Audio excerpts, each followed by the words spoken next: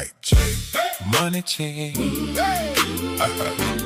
Mindset check. This is Mic'd Up Money Reloaded. Where entrepreneurs talk money, Strategy, systems, and execution. No fake hustle, no empty flexing, just real business talk that gets you right. Mic'd Up Money Reloaded, talk that strategy, show it. Systems moving, profit growing. Real entrepreneurs already know it. No fake value, better own it. Price meets pain when the bridge is built. Execution turns the vision golden. If the plan is weak, the pressure gets felt. Mic check. Money check. Mindset check. This ain't just motivation. This is business correction. This ain't just conversation. This is money direction. You want profit, build the model. You want growth, fix the flow. You want increase, check the numbers. What you don't know can stop the show. Mic'd Up Money Reloaded, talk that strategy, show it. Systems moving, profit growing. Real entrepreneurs already know it. No fake hustle, no empty flexing, no more guessing, no more Stressing, money, strategy, systems, execution. Reload the vision, rebuild the plan. Price the value, know where you stand. Mic'd Up Money reloaded. Bumping 96.3 FM. iHeartRadio, YouTube. Where entrepreneurs talk money, Strategy, systems. and execution. Stop just listening. Start applying. Mic'd Up Money reloaded. Let's get it.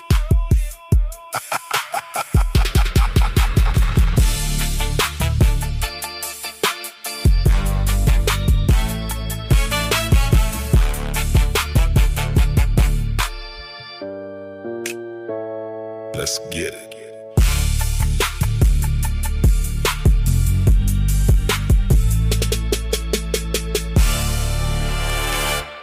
Important disclaimer. This material is for general business education only.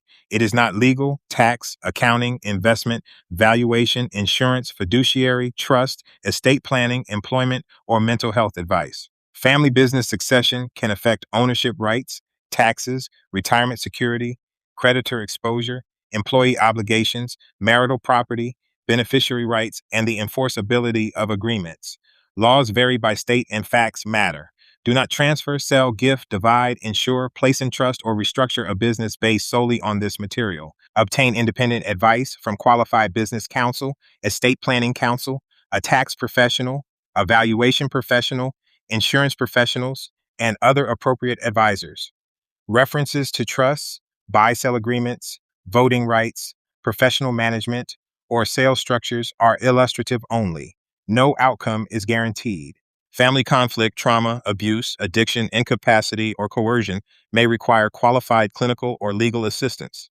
The tools are designed to organize questions and evidence. They cannot identify every risk or replace professional due diligence. This program and its companion playbook provide general business education and decision preparation only. They do not constitute legal, tax, accounting, investment, insurance, valuation, disability benefits, trust, estate planning, employment, or fiduciary advice. Business ownership, unpaid taxes, personal guarantees, beneficiary rights, trust, government benefit eligibility, probate, incapacity, blended family rights, and succession consequences vary by entity, documents, facts, and governing law. Do not transfer, sell, divide, gift, place in trust, or promise business interests based solely on this program.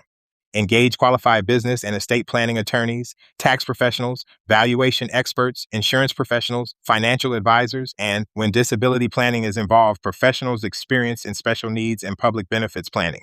The tools are designed to expose questions and prepare you for professional advice. They do not determine legal rights or guarantee any outcome. The funeral is over. Now who controls the business? The funeral is over, but the flowers have not even begun to fade. The spouse believes the business now belongs to them because they sacrificed beside the founder for 30 years. One child believes the company was always promised to them. Another child wants nothing to do with it because they believe that business stole their parent from the family. The employees are whispering that they will quit if the spouse takes control. The customers are calling because nobody knows who can approve contracts. The bank wants to know who has legal authority. Payroll is due Friday, and the family is standing in the conference room arguing about what the founder really wanted. That is not succession. That is grief, entitlement, resentment, and financial risk fighting over the same set of keys. Welcome to Mic'd Up Money Reloaded, where entrepreneurs talk money, strategy, systems, and execution. I am Efrem Keith Simmons, senior business consultant, business strategist, and professional trainer with more than 36 years of experience helping business owners confront hard decisions before those decisions become expensive crises. Today, we are asking a question every mature business owner must eventually answer. Seriously, should I leave my business to my spouse or my children?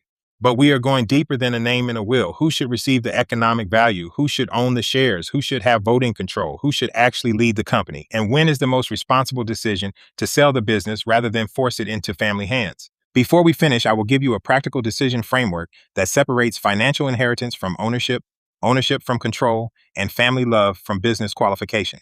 Segment 1. Leaving the business is not one decision. Many founders say, I am leaving the business to my spouse, or the children will get everything. That sounds complete, but it may be dangerously vague. There are at least 4 separate decisions. First, who receives the economic benefit, the income, distributions, sale proceeds, or appreciation? Second, who legally owns the shares or membership interests? Third, who has voting authority over major decisions? Fourth, who runs the operation every day? Those roles do not have to belong to the same person. A spouse may need income and retirement security without becoming chief executive. A capable child may lead operations without receiving immediate, unrestricted ownership. A trust or holding structure may own an interest while professional management runs the company. The business may be sold, with family members inheriting diversified financial assets instead of a complicated operating company. The person who needs the money does not automatically need the authority. The person with authority does not automatically need all the ownership. And the person you love most is not automatically the person employees, customers, lenders, and vendors will trust to lead. So ask yourself, have I developed a succession structure, or have I merely written someone's name beside the words the business? Segment 2. The spouse who sacrificed but never learned the business. Consider a founder who has operated a company for 30 years. The spouse kept the household together, tolerated late nights, signed personal guarantees, supported the founder through financial crises, raised the children during peak growth years, and may have worked without formal pay. That spouse says, I sacrificed for that company too. Do not act like I was not part of building it. They may be absolutely right. But when asked about the company, the spouse cannot explain its largest customers, how pricing works, which employees are essential, how much debt exists, what the true margins are, or what must happen every week to keep cash moving. Sacrifice may create a legitimate claim to economic protection and recognition. It does not automatically create operational competence. Now hear the conflict. The founder says, the managers understand the company better than you. The spouse hears, after everything I gave up, I am still not good enough. A business qualification decision becomes an emotional judgment about the marriage. Being married to the founder can establish sacrifice, loyalty, and economic interest. It does not by itself establish readiness to replace the founder. The spouse may deserve survivor income, retirement security, housing stability, insurance protection, ownership value, and protection from an irresponsible child. But that does not mean the spouse should control pricing, hiring, customer relationships, borrowing, or daily operations. Segment 3. The spouse. Nobody will work for. Now make the situation harder. The spouse is not merely disconnected from operations. The employees actively dislike them. Perhaps the spouse appears only when there is a complaint, speaks disrespectfully to staff, challenges managers in front of employees, demands personal favors, treats company money like household money, or repeatedly reminds everyone, my husband owns this, or my wife owns this. The employees have tolerated that behavior because the founder limited the spouse's involvement. But privately, a senior manager says, I have been here 17 years. I can work for the founder. The moment the spouse starts running this place, I am gone. That is not harmless gossip. That may be an early warning of a post-transition employee exodus. The founder may assume They will respect my spouse because they respected me. No, respect is not automatically transferable through marriage. Legal ownership can move overnight. Organizational trust cannot. Your spouse can inherit the company on Monday and cause your best employees to resign by Friday. Before naming a spouse as operational leader, ask, will key employees stay? Will customers accept the spouse?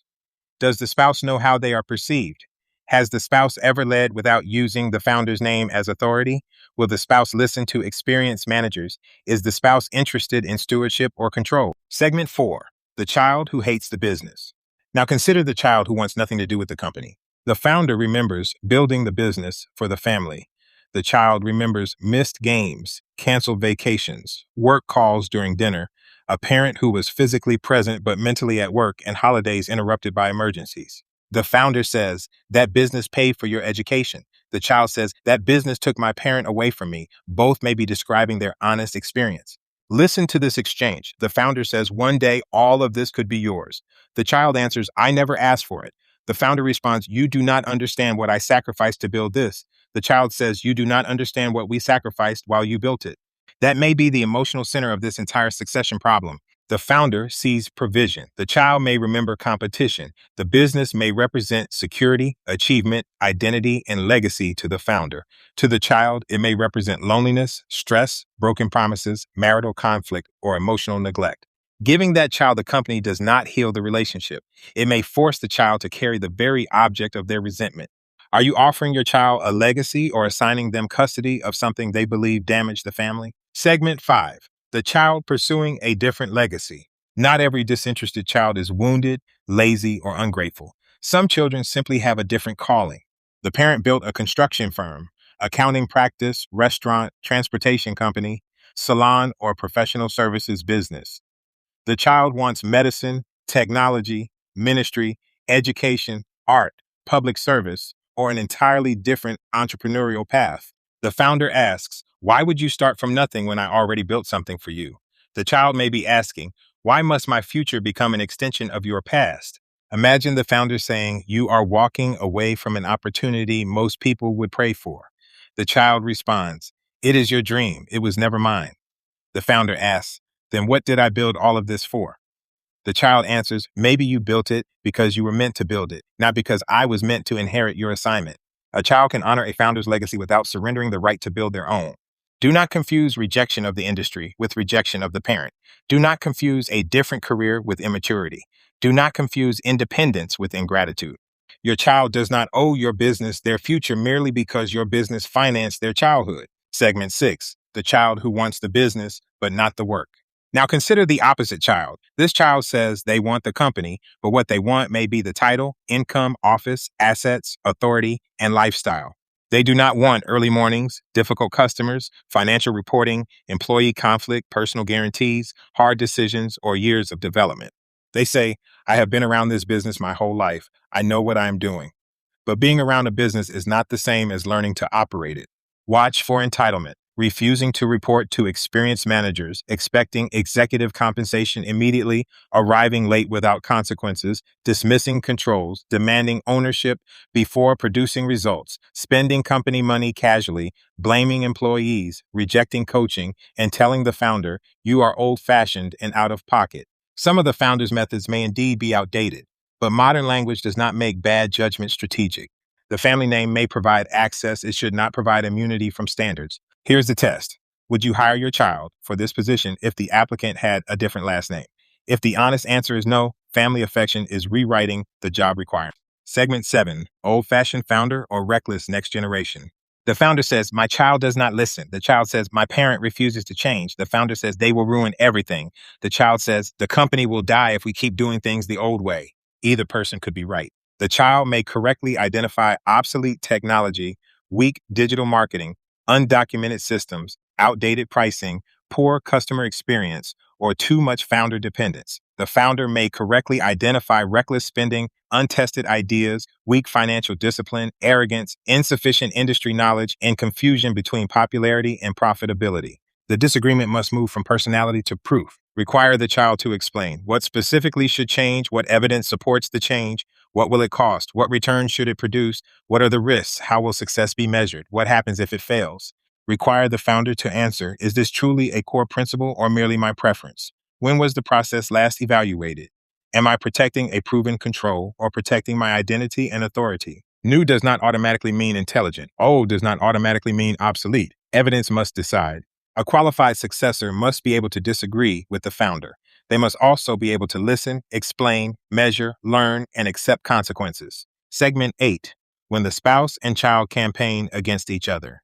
Now the family starts creating alliances. The spouse tells the founder, your child is not ready. They only show up when money is involved. The child tells the founder, your spouse never supported this business and now wants to control everything. The spouse tells the child, your parent and I built this together. You are not entitled to take away my retirement.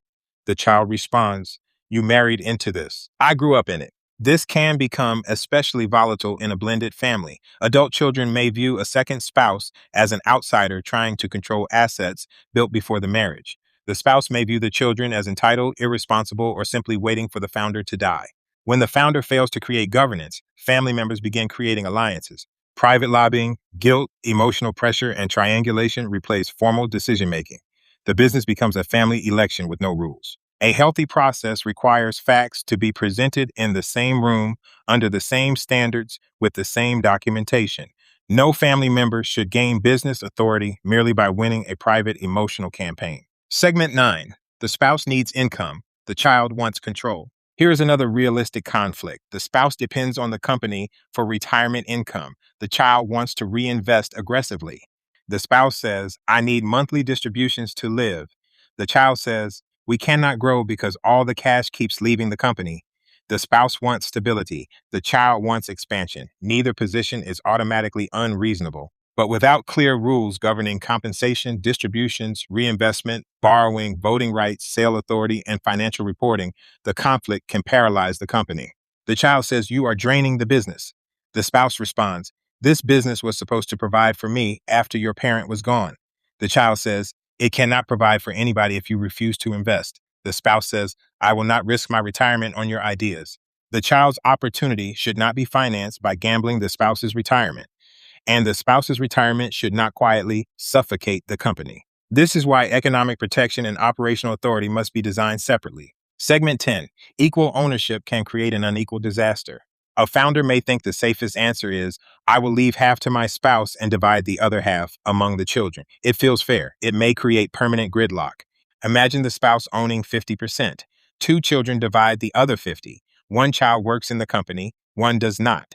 The spouse needs distributions. The operating child wants reinvestment. The non-operating child wants equal money. Nobody has clear authority. Now every decision becomes a family referendum. Equal ownership does not create equal competence, equal contribution, equal goals, or equal financial needs. Equal love does not require identical business rights. Possible solutions may include voting and non-voting interests, income rights without operational authority, one qualified child leading while others receive economic value, professional management, buy-sell provisions, board oversight, or a sale. A vague promise of fairness can become a very specific lawsuit. Segment 11. What do the employees know that the family will not say? Employees should not choose the owner, but their knowledge cannot be ignored. They know who understands the work, who keeps commitments, who panics under pressure, who mistreats people, who takes credit, who solves problems, and who depends on the founder for every decision. A founder can use confidential interviews or an independent assessment to learn whether the spouse has credibility, whether a child is respected, and who may trigger the departure of key people. This should not become a popularity contest. Capable leaders sometimes make unpopular decisions, but if every key employee independently predicts chaos under the same family member, the founder should not dismiss the pattern. Your estate plan can transfer ownership. Your employees will decide whether the institutional knowledge stays. Segment 12, the 90-day family successor test. Do not hand over the company to discover whether someone can manage it. Give the spouse or child a meaningful 90-day assignment with a defined problem, real but limited authority, a budget, measurable outcomes, required reporting, and clear limits on founder intervention. Then evaluate. Did they listen before acting, respect financial controls, communicate with employees, use evidence, accept correction, produce the agreed result, learn from failure, make decisions without using the founder's name as authority? Did employee confidence increase or fall? A successor is not proven by promises at the family table. They are proven by what happens when they own the result. Do not give someone the entire company to find out whether they can responsibly manage one department. The result may reveal 5 different conditions: willing and capable, willing but unprepared, capable but unwilling, financially dependent but operationally unqualified, or neither willing nor qualified. Each condition requires a different succession structure. Segment 13, the founder who refuses to decide. Let us deal with a succession risk that may be more dangerous than an unprepared spouse or an entitled child: the owner who sees the problems and still refuses to make a decision. The owner knows the spouse is disconnected from operations.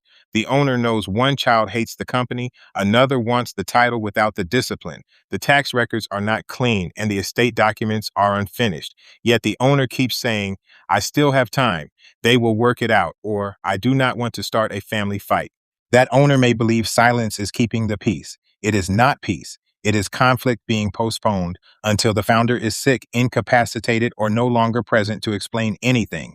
Imagine the spouse asking at dinner, "Did you schedule the meeting with the estate attorney?" The owner responds, "Not tonight." A child asks, "What is the actual plan?" The owner becomes offended. "Why is everybody worried about what happens when I die? I am still here." Months pass. Drafts remain unsigned. Beneficiary choices remain inconsistent. The family learns not to ask because every question becomes an accusation. Meanwhile, the founder may be making different informal promises to different people. The spouse hears, "You will be protected." A child hears, "One day this will all be yours." The manager hears, "I want you to keep this place running." Each statement sounds reassuring by itself. Together, they create 3 competing succession claims. Refusing to choose is still a choice. It is a choice to let incapacity, death, governing documents, creditors, tax authorities, courts, and grieving relatives make the decision under pressure. Status quo bias makes the present arrangement feel safe because the founder is still absorbing every contradiction. The founder holds the passwords, customer relationships, approvals, financial knowledge, and family expectations together. The status quo works only while the founder works.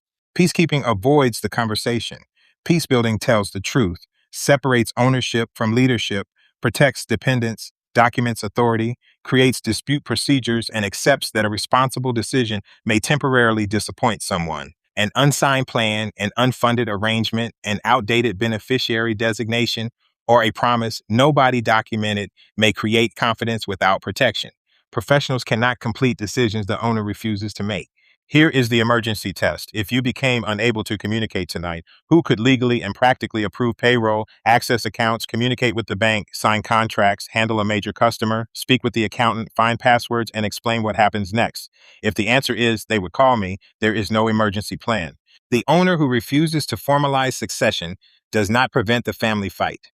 The owner merely chooses not to be present when it happens. Segment 14, am I leaving an asset or a financial emergency? Before deciding who receives the company, determine what you are actually leaving. Are you leaving a transferable business with reliable books, documented systems, clean tax compliance, manageable debt, and leadership depth? Or are you leaving unpaid payroll or sales taxes, unfiled returns, personal guarantees, customer deposits that still must be earned, disputed obligations, and a company that looks profitable only because the founder works without full compensation? Picture the child saying, "You always told us this business was worth $2 million. The accountant responds, "We first have to determine the tax exposure, debt, guarantees, and whether the earnings can be supported." The spouse asks, "What unpaid taxes?" The founder says, "I was going to take care of it." The child answers, "Were you going to tell us before or after you left it to us?" A business valuation without a liability investigation may be a family fantasy. Revenue, equipment, and a recognizable name do not automatically create net transferable value. Unpaid taxes and related obligations do not become harmless merely because ownership changes or the founder dies. The exact exposure depends on the tax entity, responsible persons, documents, and law. That is why this requires direct review by qualified tax and legal professionals, not assumptions made around the family table. Do not leave your family the keys before determining whether the building is financially on fire. The succession process should include a liability inventory, filed and unfiled returns, taxes due, payment agreements, liens, lawsuits, guarantees, debt, leases, customer obligations, deferred maintenance, employee obligations, and every recurring commitment that could reduce value. The question is not merely who gets the company, it is who knowingly accepts which obligations and what must be repaired before any transfer is responsible. Segment 15, the business model was never fully built. A company may have survived for 30 years and still be underdeveloped as a transferable business. The founder may price from instinct, mix business and personal expenses, depend on one major customer, operate without written contracts, keep critical procedures in their head, use family members as underpaid labor, delay technology, and personally rescue every cash shortage. The business supported the family, but the model may depend on the founder working 70 hours a week, using a personally owned building below market rent, relying on a spouse who performs unpaid administration, and using personal relationships to generate nearly every sale. Then the child examines the numbers and says, "This company is not earning what you said it was earning." The founder responds, "It supported this family for 30 years." Both statements may be true. A business that survives through the founder's extraordinary personal sacrifice may not survive through a successor's ordinary leadership. The founder may say, "My child just needs to work as hard as I did." That is not succession planning. That is transferring an unfinished model and demanding that the next generation continue compensating for its weaknesses. Ask whether the company has repeatable demand, defensible margins, documented processes, reliable management, clean financial records, diversified customers, adequate working capital, and a realistic owner's salary. If removing the founder destroys the economics, the family may be inheriting a job with assets rather than a self-sustaining company. Before selecting a successor, repair the model. Otherwise, the family may blame the successor for failing to perform a role that was never structurally possible. Segment 16. Outside children, blended families, and competing histories. Now add children from earlier relationships, a current spouse, children who worked in the business, and children who stayed completely outside it. The current spouse says, "I signed the house as collateral when the company almost failed." An older child responds, "My father started this company with my mother before you arrived." A younger child says, "I am the one who actually works here." A non-working child asks, "Because I chose a different career, am I no longer family?" The founder says, "This is exactly why I did not want to discuss it. That is precisely why it must be discussed." Blended families do not eliminate old loyalties. Succession exposes them. The current spouse may view adult children as entitled and waiting for an inheritance. The adult children may view the spouse as an outsider attempting to control assets built before the marriage. One child may claim a greater share because of years of labor.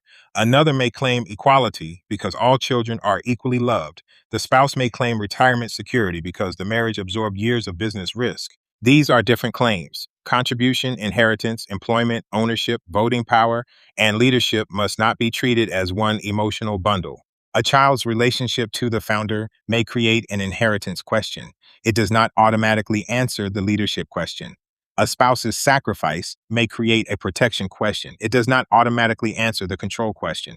Without clear documents, transparent standards, and professionally designed governance, the founder's silence invites every person to build a different story about what fairness means. Segment 17, the disabled child who needs lifelong support. A disabled child who may need lifelong financial support changes the discussion from equal division to durable protection.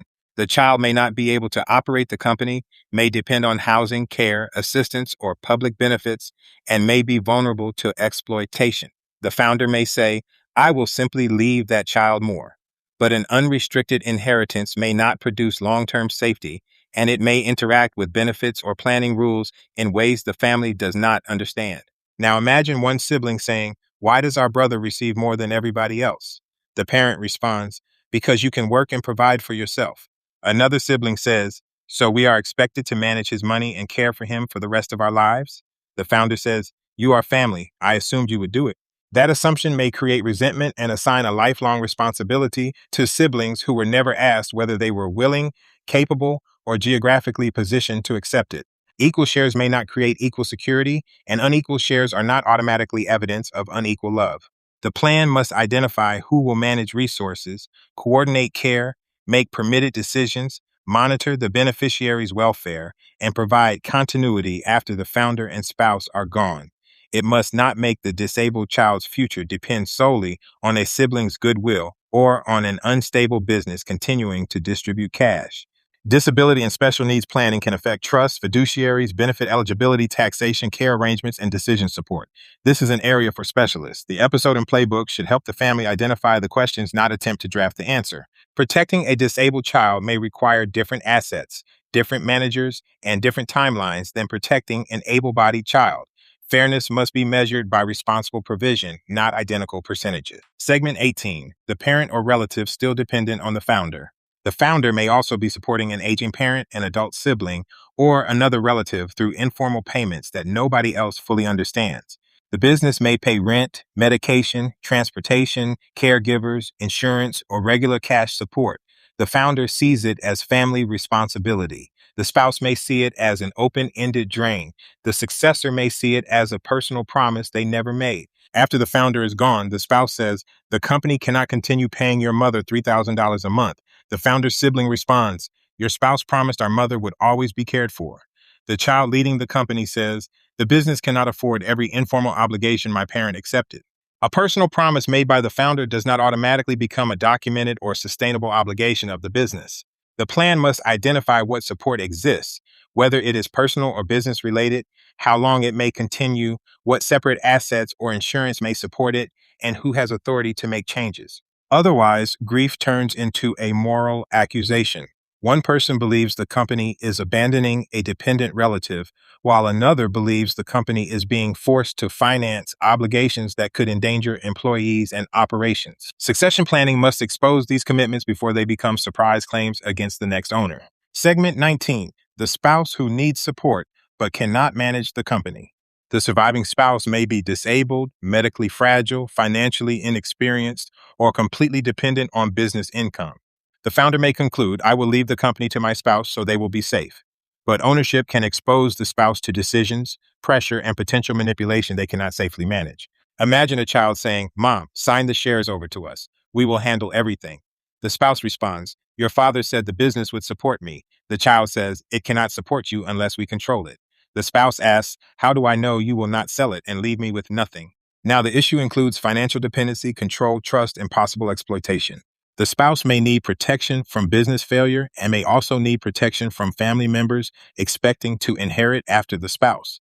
Income rights, ownership rights, voting control, management authority, and the ultimate destination of remaining value may need to be separated. The child may be capable of leading without having unchecked control over the spouse's survival. The spouse may deserve lifetime security without being required to make operational decisions they do not understand. The right structure should protect the spouse without paralyzing the company and protect the company without making the spouse financially powerless. Segment 20. One business is being asked to support too many futures. Now put all the promises on one page. The same company may be expected to fund the founder's retirement, support the surviving spouse, provide lifetime assistance for a disabled child, continue helping an aging parent, create inheritances for several children, satisfy unpaid taxes, repay debt, retain employees, and finance future growth.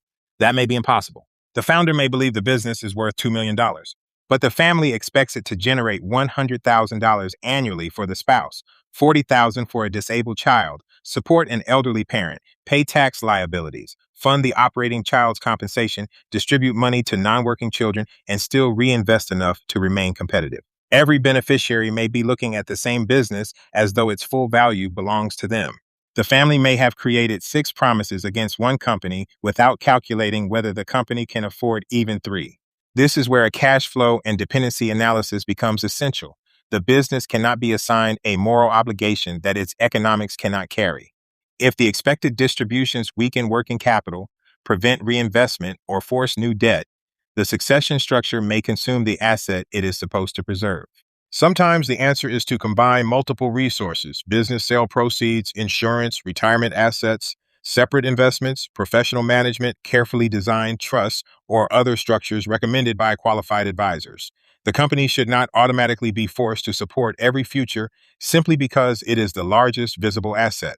Segment 21. Build the family dependency and liability map. Before choosing spouse, children, or sale, create a complete map of every person and obligation attached to the founder and the business. List the spouse, every child from every relationship, disabled dependents, aging parents, relatives receiving regular support, family employees, key managers, lenders, taxing authorities, customers with deposits, guarantors, and anyone relying on company-paid benefits or property. For each person or obligation, document the current support, monthly or annual amount, source, expected duration, legal or contractual basis, backup resource, and what happens if the business produces less cash or is sold. This map often reveals that the estate plan and the business plan are describing 2 different realities. The will may divide assets equally, while the company is already carrying unequal support obligations. The operating documents may give authority to one person while the family expects another person to control the money. You cannot design succession until you identify every person whose financial future is quietly attached to the business. Then classify each issue: must be paid, should be protected, requires professional analysis, depends on business performance, or is merely an expectation that was never formally promised. This is not about reducing family members to numbers. It is about preventing invisible promises from becoming visible emergencies. Segment 22. What if nobody in the family is qualified to operate it? Every family business does not have to remain family operated. Every child does not have to become a successor. Every spouse does not have to become an executive. Admitting that nobody in the family is presently qualified is not the end of the legacy. It may be the first honest decision capable of preserving it. The evidence may produce four honest outcomes. First, nobody is qualified today, but one person can be developed through a time plan with measurable gates. Second, nobody in the family is qualified, but professional management is viable. Third, nobody is qualified and the business needs repair before any transition. Fourth, nobody is qualified and continued family ownership creates excessive risk, making a sale or outside transition the responsible choice. Before reaching that conclusion, use a written qualification standard. Evaluate willingness, integrity, financial literacy, operating knowledge, employee credibility, customer confidence, decision quality, accountability, coachability, and the ability to lead without founder rescue. Then ask whether the company can afford professional leadership and whether the business itself is transferable in its current condition. When nobody is qualified to operate the business, selling while it still has value may be wiser than waiting until poor leadership proves the point. And the final option may be a sale. Selling may be the strongest decision when no qualified family operator exists. Professional management is unaffordable. Key managers cannot or do not want to buy. Liabilities create excessive risk. The spouse needs liquidity. Dependents need more reliable support, or delay is likely to destroy value. You cannot solve an unqualified successor problem by transferring an untransferable business. A fourth option is repair before transfer. The company may need clean financial statements, resolve tax issues, documented procedures, stronger margins, diversified customers, independent management, updated contracts, and better governance before any successor family or professional can reasonably succeed. Sometimes the responsible decision is not who gets it now. It is who can stabilize it while we determine the right long-term outcome. A third option is temporary or interim leadership. If illness, incapacity, tax problems, weak systems, or family conflict make an immediate permanent choice unsafe, an interim executive or transition manager may stabilize operations, document systems, clean up financial reporting, address liabilities, reduce founder dependence, and prepare the company for a later sale or transfer. However, a strong manager is not automatically a qualified buyer. The management team still needs financing capacity, leadership depth, legal structure, financial discipline, and a realistic purchase plan. A second option is a management buyout. The people most qualified to continue the company may already be inside it. Long-term managers may have operational knowledge, customer trust, employee credibility, and supplier relationships. A properly evaluated management buyout may preserve jobs, culture, customer continuity, and value for the founder's family. But professional management will fail if the family hires an executive and then repeatedly overrides that person. A professional manager who cannot make decisions is not leading. They are being paid to stand between unresolved relatives. Professional management may be especially appropriate when the spouse needs financial protection, the children are young or underdeveloped, a disabled beneficiary requires dependable support, and the company already has capable managers who understand the business. The family can preserve ownership without pretending it already possesses leadership. One option is professional management. The family can retain economic ownership while a qualified chief executive, president, or general manager operates the company. The structure may include clear performance standards, financial reporting, a board or advisory board, limits on family interference, and a documented process for developing a future family successor. A family succession plan should not become a family experiment financed by employees, customers, creditors, and the accumulated value of the company. That conversation may feel disrespectful to the family, but employees, customers, lenders, and vendors are not protected by family sentiment. They are protected by capable leadership, financial controls, decision discipline, and continuity. Imagine the founder saying, "Your brother does not want the business, and your mother cannot manage it. That leaves you." The child responds, "So I am the successor because everybody else said no?" The founder says, "You have been around the business longer than anyone." A senior manager finally says, "Being around the business is not the same as being prepared to lead it." The spouse becomes offended and asks, "Then who are you suggesting? An outsider?" The manager answers, "I am suggesting somebody qualified." Families often make the mistake of choosing by elimination. The spouse cannot run it. The oldest child does not want it. The youngest child works nearby. One child needs income. Another child is available. So the family says, "That leaves you." But the absence of a stronger family candidate does not transform a weak candidate into a qualified successor. Blood may influence inheritance. It does not manufacture leadership ability. The founder may resist and say, "I did not spend 30 years building this company just to hand it to a stranger."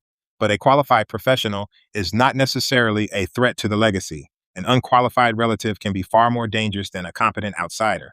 That conclusion does not mean your family should receive nothing. It means economic benefit, ownership, voting control, and operational leadership must be separated instead of being handed to the same person simply because that person is related to you. Then the honest answer may be this: nobody in the family is currently qualified to operate the company. Let us confront the possibility many founders avoid because it feels like a personal and family failure. What if your spouse is not qualified? Your children are not qualified? The child who wants the company lacks discipline, and the child with discipline does not want the company. What if the employees do not trust any family member and the business is too complicated or too dependent on you to survive an improvised transition? Segment 23, the four real options. After the evidence is collected, the founder generally faces four broad options. Option 1, the spouse owns and leads. This is appropriate only when the spouse is willing, knowledgeable, respected, financially literate, and tested. Option 2, a child owns and leads. This requires genuine willingness, demonstrated competence, employee credibility, financial understanding, and accountability. Option 3, the family receives economic ownership while professional management leads. This can protect family wealth when no family member is currently qualified to operate the business.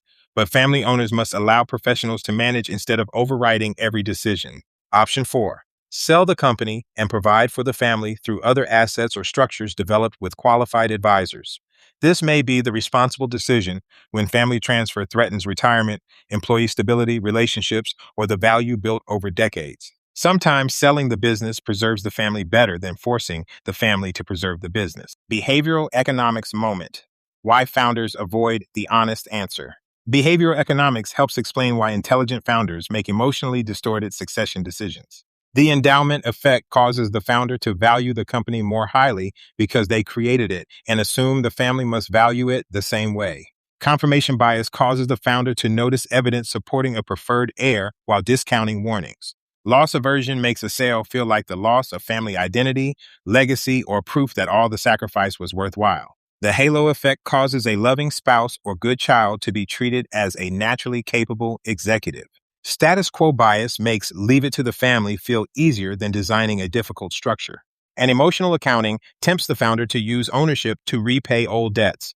The spouse who sacrificed, the child who felt neglected, the child who stayed close, or the child who created the least trouble. Succession becomes dangerous when the founder uses business ownership to repay emotional debts. Strategic hustling moment. Choose the requirements before the relative. Do not begin with a name. Do not begin with "my spouse gets it," "my oldest child gets it," or "everybody gets an equal share." Begin with the requirements. Write down the leadership competencies, financial knowledge, employee credibility, customer relationships, authority, performance standards, accountability mechanisms, income protections, voting rights, dispute procedures, and exit provisions. Then evaluate each candidate against the same written standard. Love tells you who matters. Evidence tells you who should lead. Structure determines whether both can be protected. Your 7-day challenge is simple. Create the requirements before you choose the relative. Then conduct one honest conversation with your spouse and each adult child without promises, threats, guilt, or assumptions. Tool segment, spouse, children, or sell it. The companion resource for this episode is the Spouse, Children, or Sell It Family Business Succession Decision Playbook.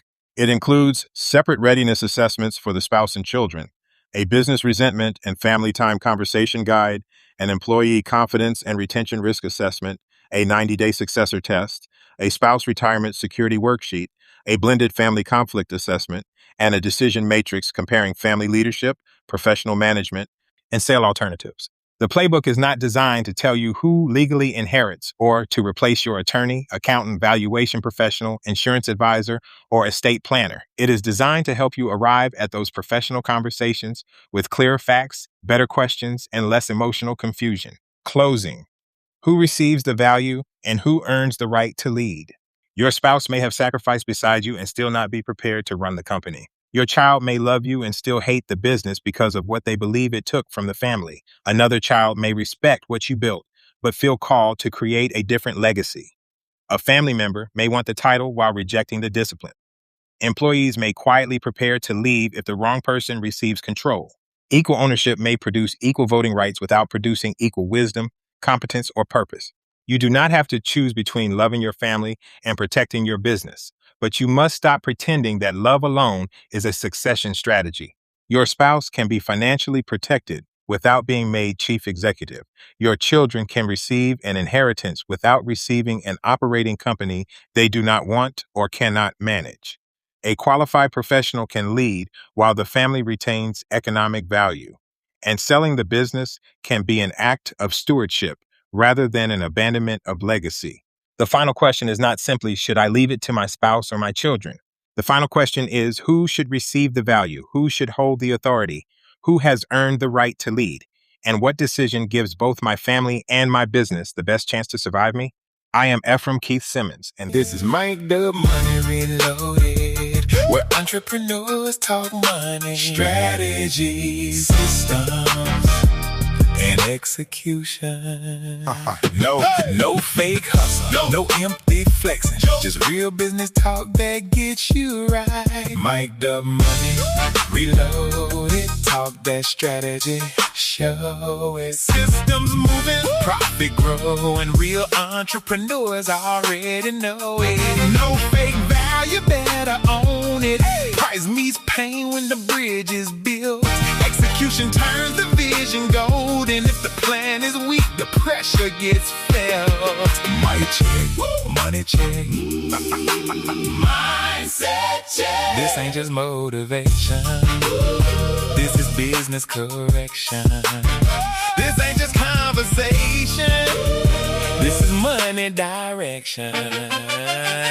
You want profit, build the model.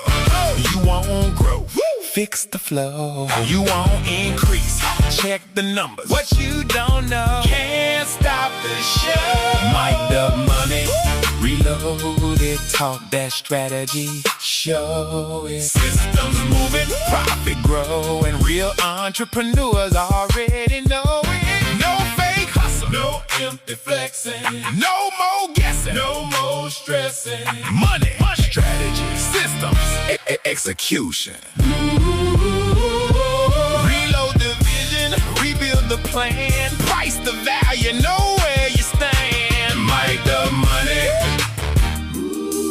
Reloaded. Bumping 96.3 FM, iHeartRadio, YouTube, where entrepreneurs talk money, strategy, systems, and execution. Stop just listening, start applying. Mike the Money Reloaded. Let's get it.